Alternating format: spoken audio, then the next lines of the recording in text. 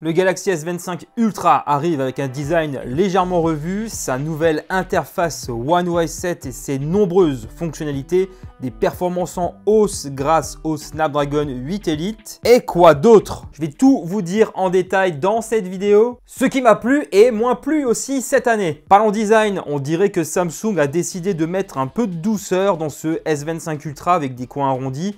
Bon, soyons clairs, avec ses 8,2 mm d'épaisseur et ses 218 grammes, c'est pas une plume. Mais franchement, il a une sacrée gueule. Dos en verre, ça c'est nickel. Cadre en titane, c'est un peu la cerise sur le gâteau. On sent que Samsung a mis le paquet sur la qualité et avec sa certification IP68 pour ne rien gâcher. Moi perso, je suis fan de la couleur Titanium Silver Blue. Les boutons sont bien placés, comme d'hab chez Samsung. Et le S Pen est toujours là pour les artistes et les créatifs. Mais il y a un mais le concernant et je vous en reparle après. Les capteurs photos sont bien intégrés, mais soyons honnêtes, c'est globalement le design.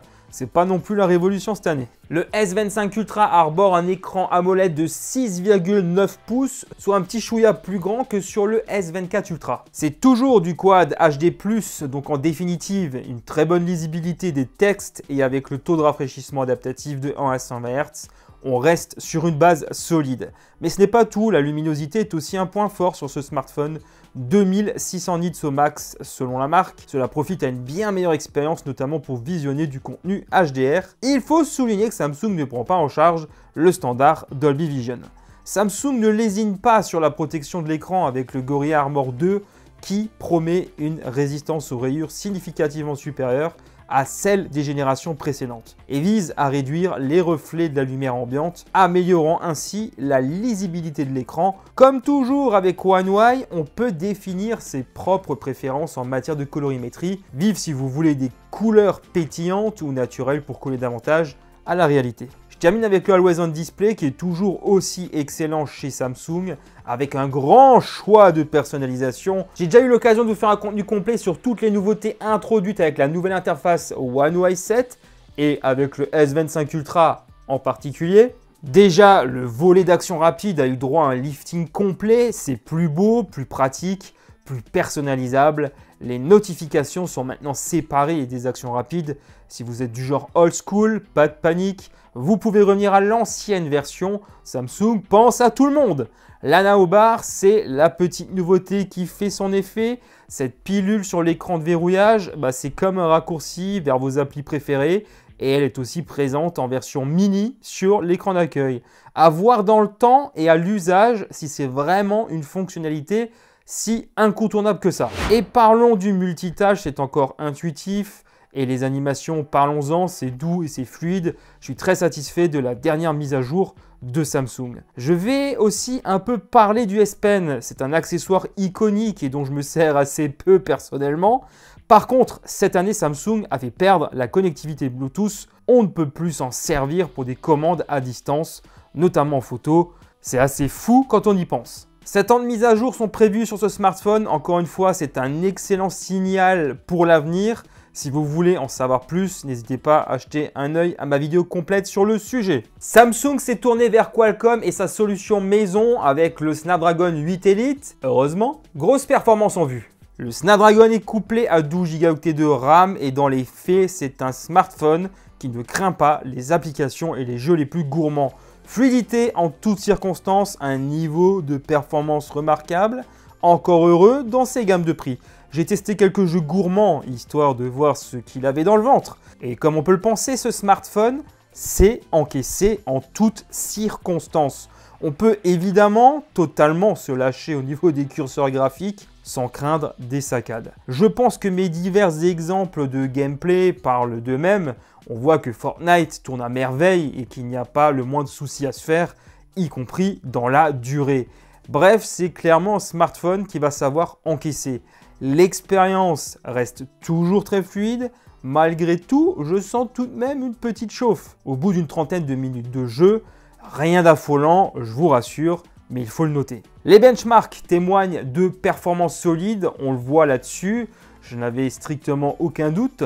Néanmoins, la stabilité des performances n'est pas aussi bonne que ce à quoi j'aurais pu m'attendre. J'étais un peu surpris par le résultat dans le stress test.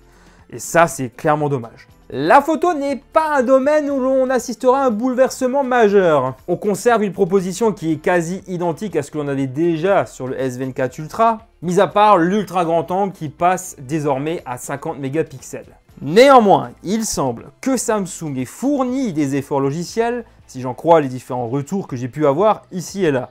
Meilleure gestion de la plage dynamique, rendu moins artificiel, des photos plus équilibrées, des couleurs plus fidèles. Bref, la marque peaufine ses algorithmes au fur et à mesure du temps et des retours. Le résultat devrait parler de lui-même. Je suis assez fan des photos avec le grand angle. C'est détaillé, précis et ne souffre pas de défauts majeurs. Bonne gestion des lumières vives. Je suis satisfait dans l'ensemble. L'ultra grand angle s'améliore sur ce modèle comme je le disais avant. Ce n'est pas la même proposition que l'an passé. Dans les faits, il est excellent et se montrera doublement utile puisqu'il peut aussi servir à faire des photos macro. Je ne suis pas un grand fan de ça, mais si ça vous tente, pourquoi pas. Pas de changement en ce qui concerne le zoom, deux capteurs de 10 et de 50 mégapixels pour respectivement zoom optique 3 et 5 fois. Avec la folie de Samsung qui va nous permettre d'aller jusqu'à 100 fois numérique. Personnellement, je me contente déjà très bien de la proposition standard, le maximum étant tout de même peu exploitable.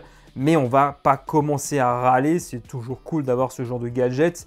Ponctuellement, cela peut rendre service. On ne va pas tourner autour du pot. Globalement, je suis assez content de la proposition de Samsung sur le S25 Ultra. Mais en tant que technophile, j'aurais aimé plus d'audace, peut-être cette année. Surtout ici sur le modèle Ultra qui est quand même censé être un peu la vitrine technologique de la marque. Je trouve ça personnellement un peu dommage et les possesseurs de S23 et S24 Ultra ne vont pas ici avoir de bouleversement majeur. Voilà, sans surprise, avec le S25 Ultra, on va pouvoir filmer jusqu'en 8K à l'arrière et jusqu'en 4K à l'avant.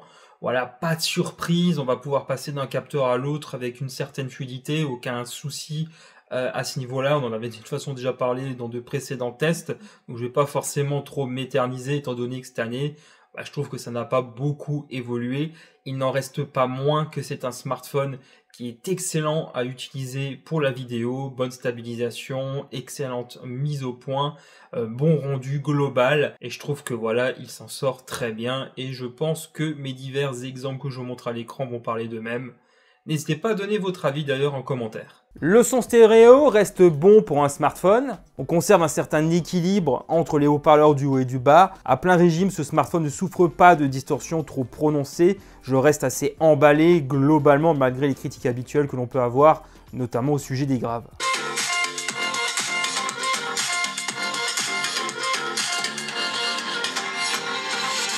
L'autonomie du Galaxy S25 Ultra est excellente, je suis très emballé par la proposition de Samsung. On commence avec une utilisation soutenue sur une journée avec du jeu et du streaming intensif, plus de 11 heures d'écran et il me reste encore 23% de batterie à la fin de la journée.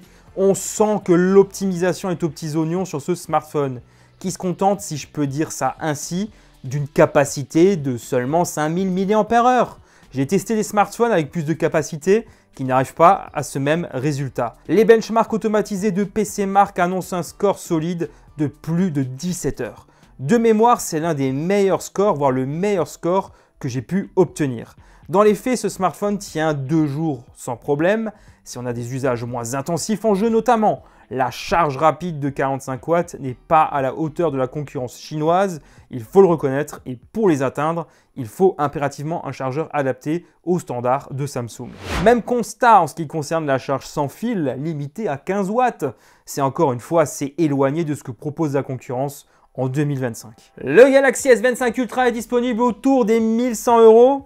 Comme d'habitude, n'hésitez pas à jeter un œil en description pour voir les prix actualisés en fonction de la variante souhaitée. Je vous mets tous les liens. Le Galaxy S25 Ultra me laisse une bonne impression globale, ça reste une valeur sûre en 2025. Toutefois, je ne peux m'empêcher de penser sur plein d'aspects évoqués dans la vidéo que l'évolution reste très timide. En photo, les évolutions sont anecdotiques. Niveau charge rapide, j'attends toujours une mise à niveau chez Samsung. On peut aussi parler de régression en ce qui concerne le S Pen, comme je disais avant. Comme on est à plus de 1000 balles ici, il faut bien titiller un peu sur les détails. Dans les choses qui m'emballent vraiment. Déjà, One UI 7, c'est clairement une mise à jour majeure et j'apprécie énormément le soin et les nouveautés apportées à cette mise à jour. J'en ai beaucoup parlé déjà dans un contenu dédié, je vous invite vraiment à le visionner pour avoir une vision beaucoup plus globale du S25 Ultra. Comme d'habitude, et je n'ai de cesse à le répéter, n'hésitez pas non plus à jeter un œil sur les modèles précédents,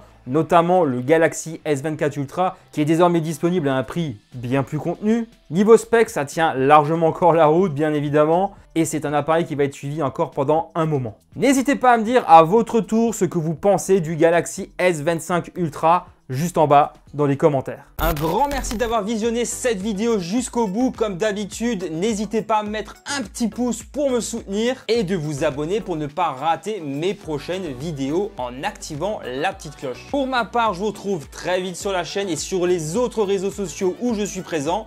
Les liens sont juste en bas en description. À très bientôt. Allez, ciao tout le monde.